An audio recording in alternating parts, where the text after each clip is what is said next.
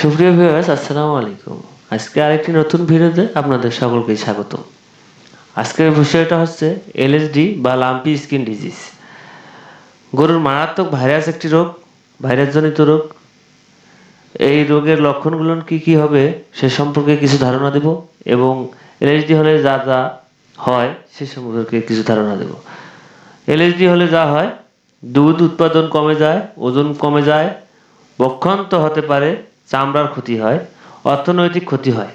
এই সমস্ত রোগের কারণে আপনার আর্থিক অনেক ক্ষতি হতে পারে, সেদিকে আপনারা সতর্ক থাকবেন। অ্যালার্জি রোগের লক্ষণসমূহ, লক্ষণগুলো কি কি?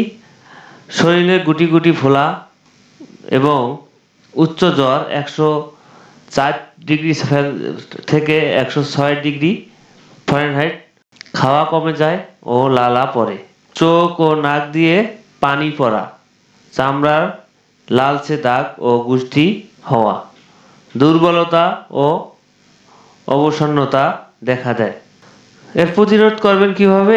এলএসডি রোগের প্রতিরোধ করবেন কিভাবে দেখুন একটু। নিয়মিত এলএসডি ভ্যাকসিন প্রয়োগ করুন। প্রতি 6 মাস পর পর এই ভ্যাকসিন প্রয়োগ করতে হবে। মশামাছি, উকুন, আটালি ও টিক দমন করুন। ঘরবাড়ি ও আশপাশ পরিষ্কার রাখুন। নতুন গরুকে আলাদা রাখুন, পর্যবেক্ষণ করুন ও রোগাক্রান্ত গরুর ত্বকে চিকিৎসা করুন। তাহলে আপনাদের প্রতিরোধক তৈরি হয়ে যাবে ইনশাআল্লাহ। তো এই ছিল আজকের ভিডিও। সকলকে ধন্যবাদ জানাই। আজকে এখানে শেষ করছি। আমি আফেল মাহমুদ। ধন্যবাদ সকলকে।